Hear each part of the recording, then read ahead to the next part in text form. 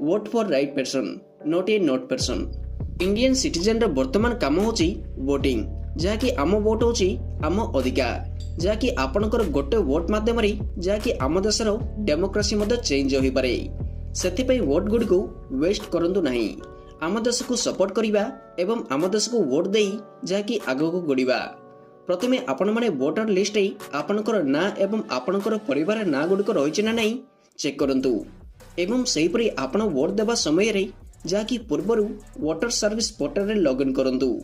Login करी आपणकर election date एवं बूथ नंबर टे चेक करंतु एवं सेहीपरि आपण माने वोट देबा समय रे बाबंतु जहाँकि आपण माने राइट पर्सन को दौचंती ना नोट पर्सन को दौचंती। आम वोट होची आम अधिकार, सेतिपई आपण माने वोट देबा समय रे पार्टी की नुह जहाँकि राइट पर्सन को देखी वोट दियंतु। Vote for right person not a note person.